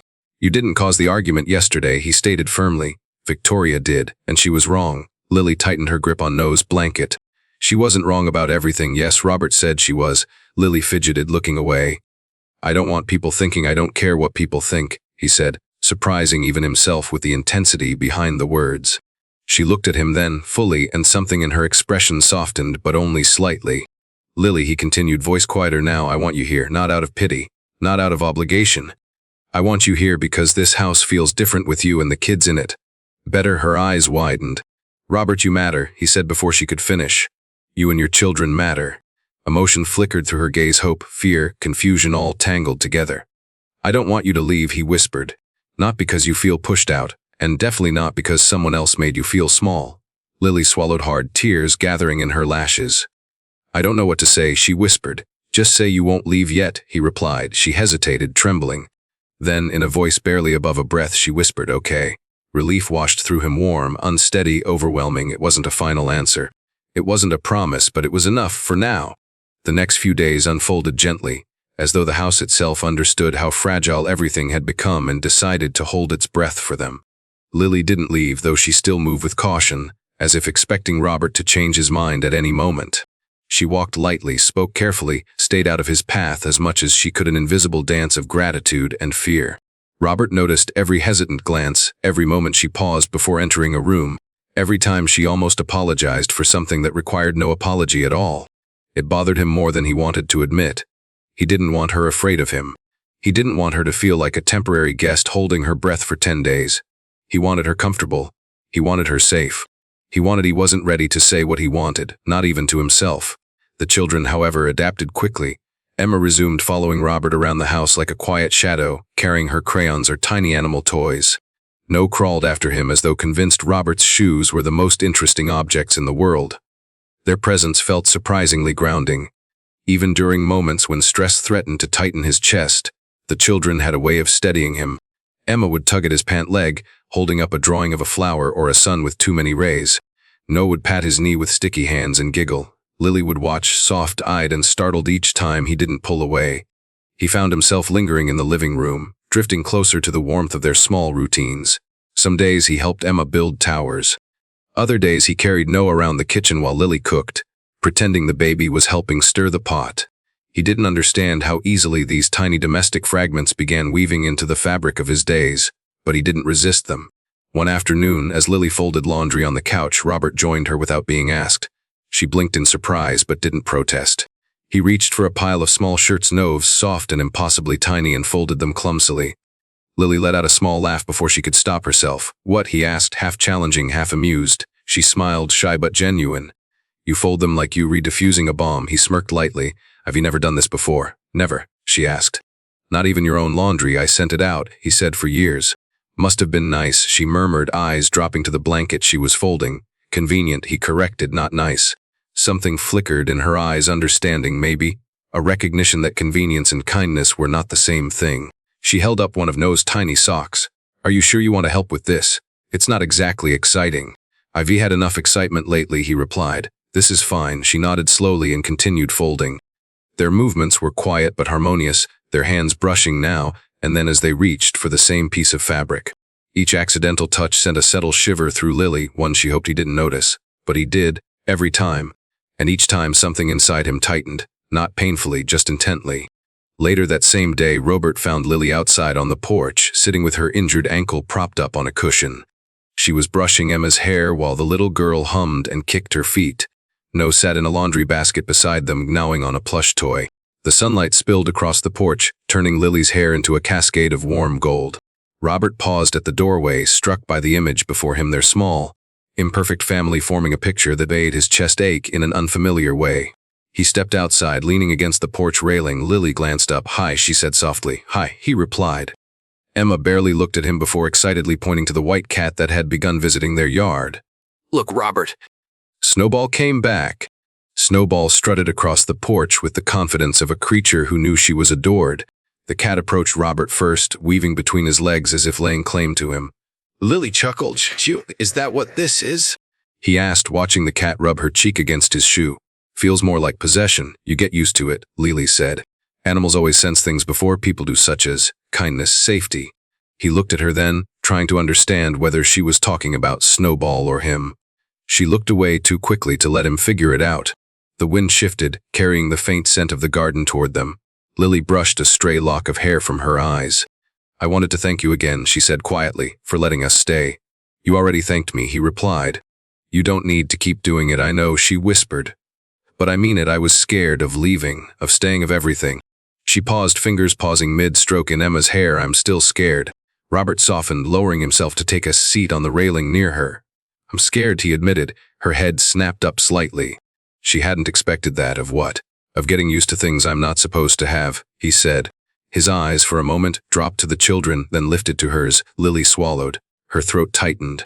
She didn't know how to answer that without stepping too close to something she didn't fully understand yet. So she stayed quiet, caught somewhere between comfort and confusion. Emma hopped down suddenly. "Can we go pick strawberries?" she pleased. Lily sighed. "Sweetheart, I can't walk around much yet." Emma looked disappointed but nodded. "Okay." Before she could turn away, Robert stood. "I'll take you." Both Lily and Emma looked up in surprise. "Really?" Emma asked, eyes lighting up. "Really," he said. "Go grab your basket." Emma squealed and ran inside. Lily blinked. "You don't have to." "I know." "Then why?" "Because she asked," he answered simply. Lily opened her mouth but closed it again. Something warm bloomed in her chest, something she tried very hard not to name. Moments later, Emma emerged with her small basket, her excitement bouncing through her steps. She grabbed Robert's hand fearlessly, tugging him toward the garden path. Robert glanced back at Lily once before following the little girl. She watched them go, Robert walking slowly to match Emma's pace, the child swinging his hand like he was a giant she'd conquered. The sight struck Lily so deeply she had to place a hand over her heart as though to steady it. No babbled beside her, kicking his feet. Lily pulled him into her lap and kissed his forehead. "What are we doing, baby?" she whispered, her voice trembling with a mix of fear and longing. "What are we getting ourselves into?" No giggled in response, reaching out toward the garden where his sister and Robert disappeared behind the tall tomato vines. Lily leaned back in her chair, the sun warming her skin. For the first time in years, she felt something unfamiliar ripple through her chest. It wasn't dread, it wasn't panic, it wasn't survival instinct. It was something fragile, something terrifying, something almost hopeful. And as she watched Robert lift Emma up so she could reach the reddest strawberry on the vine, Lily realized she was no longer running, not from the house, not from kindness, not from the possibility of belonging. She was simply waiting. Waiting for the world to stop pulling her away from the one place that felt like home again. The next turning point came unexpectedly, on a day that carried no warning, no storm clouds, no raised voices, no footsteps signaling something was wrong. It was the kind of afternoon that looked peaceful from the outside, a warm breeze, faint chirping from the trees, sunlight stretching across the wooden floorboards. Yet beneath all that calm, something fragile moved quietly between Robert and Lily, something waiting for the chance to reveal itself. Lily had finally regained enough strength to walk without wobbling. Her ankle wasn't perfect yet, but the swelling had gone down, and she could move around the house with more confidence. She insisted on resuming chores despite Robert's protests, claiming she needed to feel useful again. He didn't argue too much. He could sense how important it was for her to reclaim even a sliver of independence. Still, he hovered. He didn't mean to, but he did. Every time she bent to pick something up, he was there offering to help. Every time she carried no, he followed close behind, ready to catch her if her ankle gave out. Lily noticed, of course. She noticed everything about him, even the things he tried to hide, the way he checked on her more often than necessary, the way his expression tightened when she winced, The way he stepped closer whenever she looked unsteady, as if gravity itself depended on his presence. That afternoon, while Emma napped and Noah chewed on a plastic ring in his playpen, Lily stood at the kitchen sink washing dishes.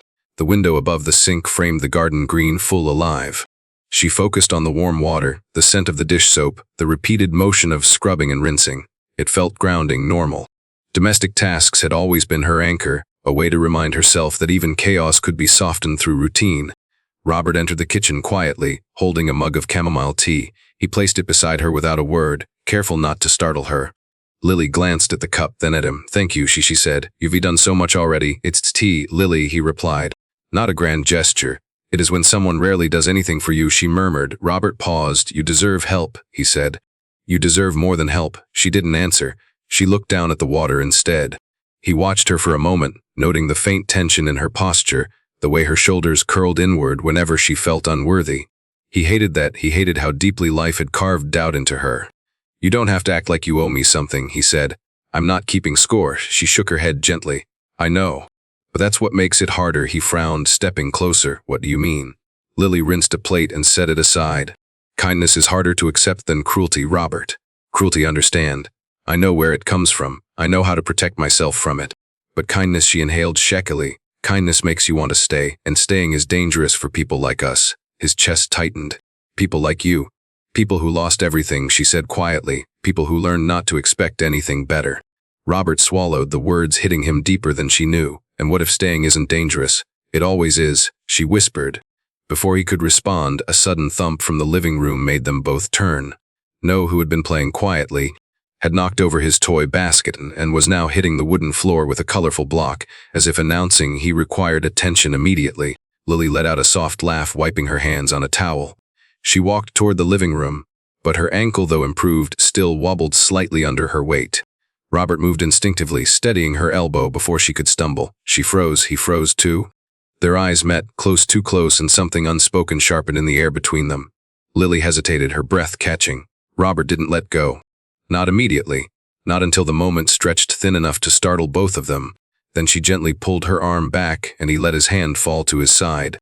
She bent to pick up Noah, but Robert stepped forward and took the baby into his arms first, lifting him with a careful ease that made Lily's heart twist in a way she couldn't suppress. "You'll hurt yourself if you carry him too much," he said. "Let me help." "You were always helping," she whispered, almost accusingly. "Maybe I want to," he answered softly. That silenced her, not because of confusion, but because the truth in his voice wrapped around her like warm hands she didn't dare hold. Later that evening, after the children were asleep and the world outside dipped into deep blue, Robert found Lily sitting on the porch steps. She hugged her knees loosely, staring out at the darkening sky. The porch light painted her features with a gentle glow, highlighting the vulnerability she rarely allowed herself to show. He stepped onto the porch, his footsteps slow enough that she didn't jump. "Can't sleep?" he asked. Lily shook her head. "Not really." "Mind if I join?" "It's your porch," she reminded him with a faint smile. "Join if you want." He sat beside her, keeping a respectful distance yet close enough to share warmth. For a moment, neither spoke. The night air settled around them, carrying the scent of earth and the faint hum of crickets. Lily pulled her cardigan tighter around her shoulders. "I've been thinking," she said after a long moment. "About what?" "About how different everything feels here." She glanced at him. "How different you are here." "Different, yes," she said softly. "You recontler, more real," he breathed in slowly. "This place changes people." "No," she whispered. "People change people." His chest tightened again. "Is that what you think happened?" Lily hesitated, her gaze falling to her hands. "I don't know," she answered. "But I know I feel something when I'm here. Something I haven't felt in years." Robert's pulse quickened. "What do you feel?" She bit her lip. "Safe." The word hit him with unexpected force. Safe. He hadn't made anyone feel safe in years. He didn't know if he'd ever made anyone feel that way. "Lily," he whispered, her name a breath he didn't mean to release. She looked up at him then, really looked, eyes full of fear and longing and something deeper she didn't dare name. The distance between them felt suddenly electric, loaded with unspoken questions. But before either could cross it, a sound came from the hallway. Emma's sleepy voice drifted through the crack of the door. "Mommy," Lily exhaled, a soft rush of regret and relief tangled together. She stood slowly. "I should check on her." Robert nodded, though something in his expression faltered. Lily stepped inside, pausing at the doorway just long enough to whisper, "Good night, Robert." "Good night, Lily," he answered. She disappeared down the hall.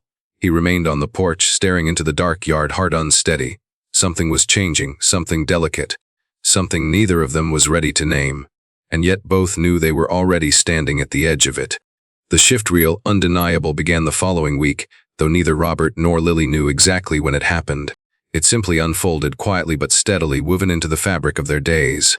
It began with small moments, the lingering way their eyes met across the kitchen, the soft smiles that came easier than before, the way Robert's steps slowed whenever he passed Lily as though his body refused to leave her orbit. Something unspoken simmered beneath the surface, tender and tentative, waiting for the right moment to emerge. One afternoon, while the children napped upstairs, Robert found Lily in the garden pulling weeds with slow, careful movements. Her ankle had improved significantly, but she still favored it unconsciously. The sun settled warm across her shoulders, and a small breeze played with the loose strands of her hair.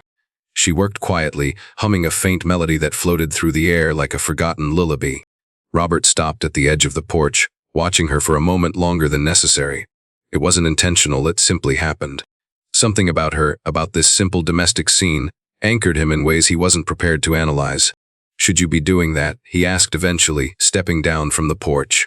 Lily looked up, brushing dirt from her hands. "I'm not overusing the ankle," she assured him, "just keeping the weeds from winning." "You could have asked me to help." "I know," she said with a small smile, "but you were fixing the fence. I can fix a fence and pull weeds." "You say that," she replied lightly, "but I'm not convinced you can do both without injuring yourself." He raised an eyebrow as he approached. "Is that a challenge?" "More like experience-based doubt," she tilted her head playfully. "Last time you said you could handle something, you ended up covered in baby food." He huffed. "That was Noah's fault. He was 8 months old." "Exactly, those are the dangerous ones." Lily laughed, soft, warm, unguarded. Robert felt the sound settle in his chest like a gentle, welcome weight. She handed him a small trowel. "If you want to help, you can start there." He knelt beside her, not because she asked, but because being near her felt strangely necessary. Together they worked in rhythm, pulling weeds, turning soil, tending to the young tomato plants she'd nurtured since she moved in. The breeze carried the scent of earth, and the sun warmed the back of Robert's neck. He found himself glancing at her hands, steady, resilient hands that carried children, cooked meals, folded clothes, fixed broken things, and somehow held her entire world together. "You're re good at this," he said, brushing dirt off his palms. "I've had to learn," she replied. "Growing food is cheaper than buying it. It saved me more than once." Robert swallowed, imagining the years before they met, years filled with struggle and solitude. "You shouldn't have had to do all that alone." She looked at him with soft eyes, touched by the sincerity in his voice. Life doesn't always give us options. He wanted to argue, he wanted to tell her she deserved better. But instead, he simply said, "You're not alone now." Lily froze, not visibly, not dramatically, but in a small, subtle way that told him his words had reached someplace deep inside her. She didn't respond immediately. Her breathing slowed, and her fingers fidgeted with the handle of the trowel as though she needed something to hold on to. "Robert," she began, hesitant, but whatever she was about to say vanished when Emma appeared at the back door, rubbing her eyes and holding a blanket. "Mommy." "Where are you?" Lily stood quickly, brushing dirt from her knees. "I'm here, sweetheart." She limped slightly as she approached, and Robert reached to steady her arm once again. She didn't pull away this time. Her fingers curled around his forearm briefly, almost instinctively, before she let go. Emma stretched her arms toward her mother sleepily. "I dreamed about you." "Oh," Lily asked, lifting her as Emma wrapped her arms around her neck. "Was it a good dream?" Emma nodded. "You were cooking pancakes and Noah was laughing." Robert smiled. "Sounds realistic." Emma turned her head toward Robert, still half asleep. "You were there too." He blinked. "I was." She nodded again. "You were helping Mommy. We were all here." Lily froze. Robert blinked slowly. It was the most innocent sentence in the world, and yet it struck like an arrow. In Emma's mind, he was part of their small world now woven into their days, their routines, their dreams. Lily hugged her daughter tighter, turning slightly so Emma wouldn't see the way her breath faltered. "Dreams can be funny things," she whispered. "They can also be honest," Robert said quietly. Lily looked at him, not startled, but with that fragile, hopeful uncertainty she'd carried for weeks. She didn't respond. Instead, she carried Emma inside, brushing past him with the softest touch of her shoulder. Robert stayed outside for a few more seconds, heart unsteady, thoughts tangled. That evening, once the children were asleep, Lily walked into the living room where Robert sat reading on the couch. She held a folded blanket, hesitating by the armrest as though unsure whether to sit. Robert shifted slightly, creating space beside him. "Is something wrong?" he asked. She shook her head, lowering herself onto the cushion. "No, I just wanted to talk." He closed his book. "About earlier." She nodded, her fingers clutching the blanket. Emma, she gets attached easily, too easily. She swallowed. I don't want her to get hurt. Robert's voice softened. I would never hurt her. I know, she whispered. But she doesn't understand that this is temporary, that none of this is permanent. Robert inhaled slowly. Does it have to be temporary? Lily looked at him sharply, eyes wide with surprise, confusion, and something dangerously close to longing. Robert, don't say things like that unless you mean them. He leaned closer, elbows resting on his knees. I do mean them. Her breath caught. You don't know what you re-saying. You barely know us. I know enough, he said. I know you re-strong. I know you re-kind. I know Emma trusts me. I know No feels safe around me. I know this house hasn't felt like a home in years until you walked into it.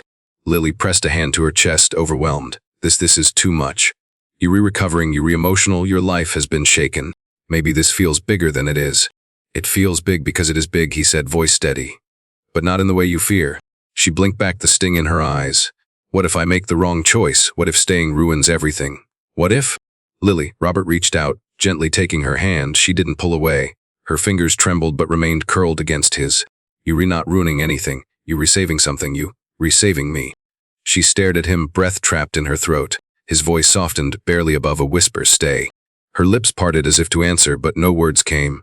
The moment held them firmly, delicately, like a fragile object neither dared to drop. Then finally, in a voice trembling with fear and hope mingled together, Lily whispered, I don't know how to stay. Robert squeezed her hand gently, then let me teach you. She looked at him for a long moment, searching his eyes for anything that might shatter the fragile moment. She found nothing but honesty. Her shoulders loosened, her breath steadied, and in that quiet surrender, the first real step toward something deeper finally began. In the days that followed their conversation on the couch, something subtle yet profound shifted between Robert and Lily.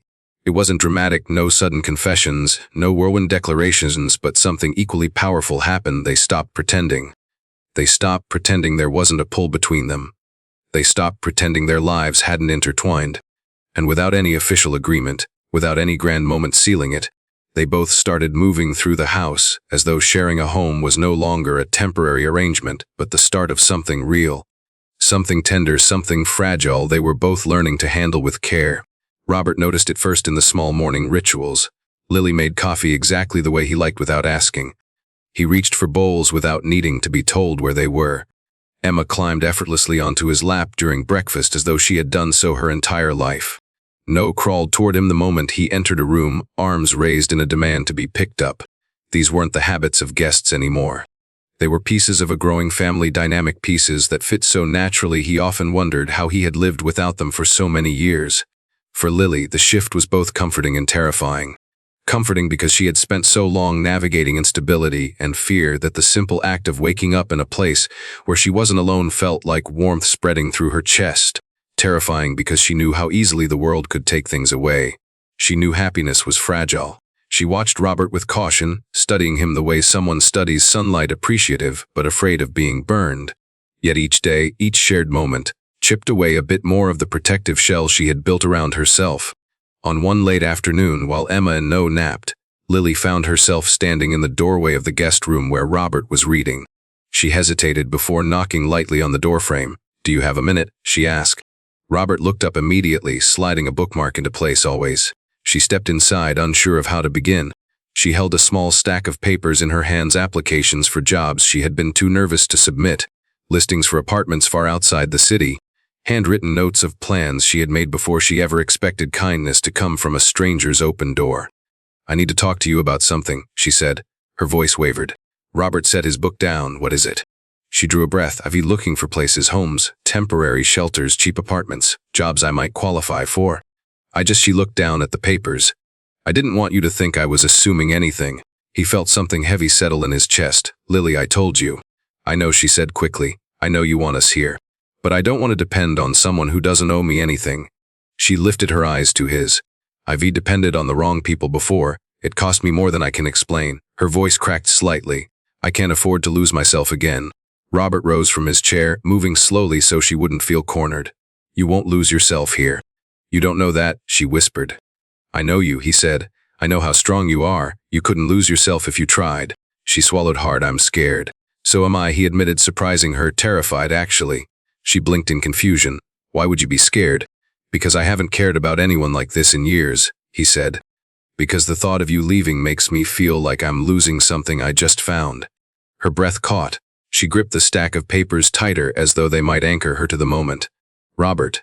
Lily, he said softly, stepping closer, you don't have to figure everything out alone anymore. Tears gathered in her lashes, though she fought to keep them from falling. What if this doesn't work? What if I stay and everything falls apart? He reached out, gently taking her hands. She didn't pull away. Then we'll figure it out together. Her lips parted slightly. Something inside her cracked, not in a damaging way, but in the way ice cracks under the first touch of spring. The stack of papers slipped from her hands. She let out a shaky breath, almost a sob, before covering her mouth with trembling fingers. Robert stepped closer, his voice warm and steady. You don't have to be afraid of choosing something good. I'm afraid because it feels good, she whispered. That's exactly why you should stay. She let the words sink in. She didn't answer immediately. Instead, she walked past him and sat on the bed, burying her face in her hands. I don't know how to let myself want this, she murmured. You want all of this. Robert knelt in front of her, then let yourself learn. She lowered her hands slowly, revealing tear-streaked cheeks and eyes filled with a vulnerability that cut straight through him. You make it sound easy. It's not, he said, but we're not doing it alone. Her lip trembled. I've never had anyone say that to me before. Then let me be the first. Lily exhaled a long, breaking breath. She reached forward tentatively, placing her hand against his cheek. Robert leaned into her touch as though he'd been waiting for it for years. I don't want to run anymore, she whispered. I'm just afraid of standing still. I'll stand with you, he said, as long as you will let me. She let her forehead rest against his. For a moment, everything else, the house, the past, the uncertainty faded into the background. There was only the warmth between them, steady and sincere. When she finally pulled back, she wasn't crying anymore. I want to stay, she said softly. I want us to try. Relief washed through him so fiercely he had to close his eyes. Then stay, he whispered. She nodded, a slow, fragile nod that carried more weight than any promise she had ever made. The sound of tiny footsteps disrupted the moment Emma wandered into the room, rubbing her eyes, carrying her stuffed rabbit. Mommy, why are you sitting on the floor? Lily laughed, a true warm laugh that reached her eyes. Just talking with Robert, sweetheart. Emma blinked sleepily. Are we staying forever? Robert looked at Lily, giving her the choice. She looked back at him, and in her gaze he saw her answer long before she spoke.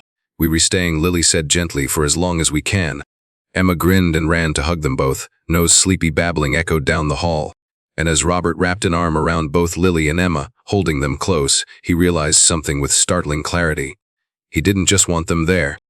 He needed them. And for the first time in so many years, the house felt complete. The decision to stay did not magically erase Lily's fears nor instantly untangle Robert's uncertainties. But it changed something essential: the direction of their steps. Instead of living with one foot pointed toward the door, Lily allowed herself to breathe in the air of a place she no longer considered temporary. Instead of treating every shared moment as borrowed time, Robert began imagining what life could look like if those moments stretched years into the future. Slowly, beautifully, life rearranged itself around this new understanding. Days settled into a rhythm that felt honest.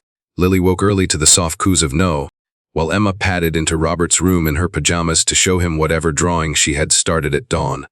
Robert, who once dreaded mornings filled with conference calls and meetings, now found himself energized by the chaos of spilled crayons, mismatched socks, and the sweet smell of toast Lily always made a little too crispy. And every morning he felt something settle in his chest, a steady, warm assurance that he was exactly where he was meant to be. The countryside seemed to embrace their new life too. The garden flourished under Lily's care, the tomatoes ripening faster than she could cook them. The fence Robert had repaired finally stood straight, sturdy, and dependable. Even Snowball, the stray cat Emma had unofficially adopted, began sleeping on the porch as if guarding the family she'd chosen. But the real change lived inside the house, between the walls, where laughter grew louder, where footsteps multiplied, where the air warmed with the closeness of people learning to love without rushing toward it. One afternoon, after Emma returned from playing with Snowball and Lily had put No down for a nap, Robert found Lily on the porch, her legs tucked beneath her as she mended one of No's shirts. He sat beside her, the wooden steps creaking softly under his weight. She didn't look up immediately, but she smiled when she felt his presence. Emma told me you read her 5 stories last night, Lily said. She counted them twice. She bribed me, Robert replied, with the promise of a drawing that looks exactly like me. Oh, then you're in trouble, Lily teased. Her drawings never look like anyone. He laughed, settling deeper into the step. The breeze carried the smell of fresh cut grass, and somewhere in the distance, a tractor hummed lazily. Lily resumed her stitching, though the soft curve of her lips told him she was fully aware of him watching her. "Lily," he said after a pause, "I've been thinking." "That sounds dangerous," she said, sewing another tiny blue thread through the hem. He nudged her shoulder gently. "I'm serious." Her fingers slowed. She looked up at him cautiously, her eyes searching his face for clues. "What is it?" He inhaled. "You said you want to stay.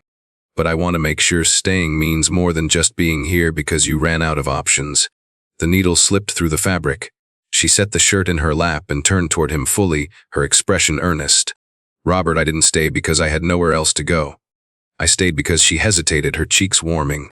"Because for the first time in a very long time, I feel like I'm not carrying the world alone."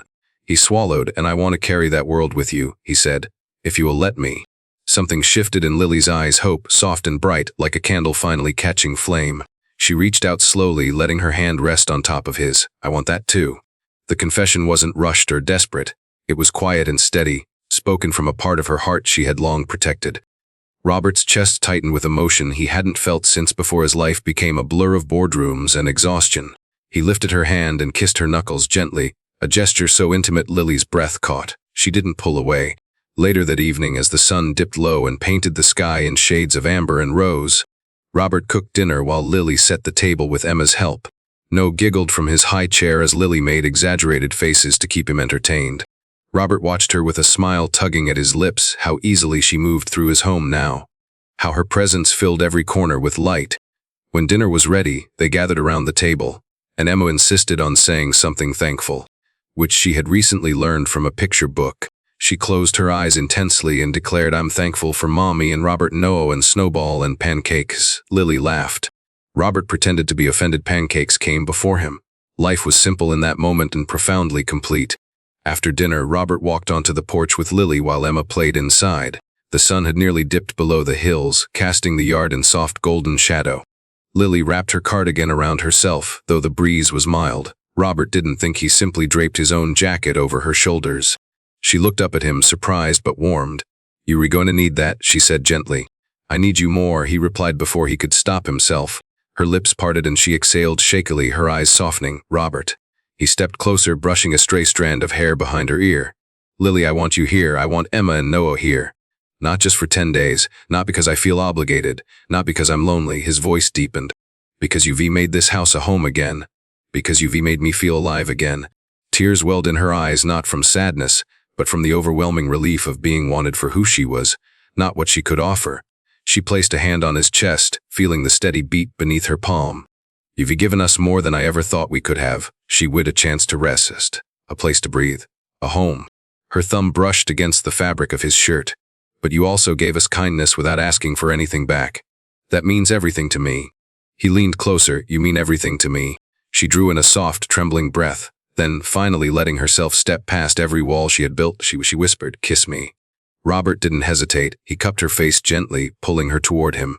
Their lips met with the kind of tenderness born from weeks of longing, fear, and connection building quietly beneath the surface. Lily melted into him, her fingers curling into his shirt, the warmth of his breath mingling with hers. The kiss deepened, slow and sincere, filled with promise rather than urgency. When they finally pulled apart, foreheads touching, Lily laughed softly, a breathless, joyful sound that made Robert's heart settle in all the right ways. Inside the house, Emma's voice echoed faintly, "Mommy, where are you?" And Lily pulled back with a warm smile. "I should go." Robert brushed his thumb across her cheek one last time. "We were not rushing anything," he said. "We're rebuilding something." She nodded, her eyes bright with quiet certainty. "Yes," she whispered, "we are." And as she slipped inside to gather her children, Robert remained on the porch, gazing out at the darkening fields with a sense of peace he hadn't known in decades. He had found something he didn't know he was searching for. Something gentle, something grounding, something real. A family. And it wasn't temporary anymore. At its heart, this story teaches that healing rarely comes from the places we expect. Robert returned to the countryside believing he needed rest, distance, and solitude to recover from the physical and emotional toll of his old life. Instead, healing arrived disguised as disruption through a frightened mother, 2 children who brought chaos and warmth into his world, and a house transformed not by money but by presence. It reveals a powerful truth: sometimes the peace we seek is not silence or control, but connection. People often try to rebuild themselves alone, convinced that vulnerability is weakness. Yet this story shows that real recovery happens when we allow ourselves to be seen, needed, and changed by others. Another lesson woven through the narrative is the importance of compassion that asks for nothing in return. When Robert first discovered Lily living in his house, he had every legal and moral right to turn her away. Yet he chose empathy over anger, humanity over pride. His decision wasn't grand or heroic, it was simply the willingness to see another person's fear and respond with decency. In a world where it is easier to judge than to understand, where people are often dismissed for their circumstances rather than helped through them, Robert's choice becomes a reminder that kindness can alter the trajectory of someone's life. It teaches us that compassion doesn't need to be perfect or convenient. It only needs to be honest. Lily's journey offers a different but equally profound lesson: the courage to trust again. She had been shaped by struggle, abandonment, and the constant pressure of survival. Her instinct was always to run before she could be pushed away, to leave before anyone had a chance to hurt her. Yet living in the house, surrounded by someone who offered care without conditions, she slowly confronted the belief that she was undeserving of stability or love. Lily's growth reminds us that fear can build cages around the heart, and that healing often requires letting someone else hold the key. Her bravery wasn't loud. It was in the small choices: staying one more day, accepting help, allowing herself to hope. The lesson is clear: trust is not the absence of fear, but the willingness to keep trying despite it. The children, too, embody an essential truth about love. Through Emma's innocent attachment and Noah's instinctive affection, the story shows that love isn't complicated. Adults make it complicated. Children don't measure worth by wealth, past mistakes, or social expectations. They simply respond to the people who treat them with warmth. Their presence forces Robert and Lily to confront their own guardedness and remember the simplicity of genuine connection. Through them, we see that family is not defined solely by blood or legality, but by the people who choose to show up day after day, offering comfort, patience, and care.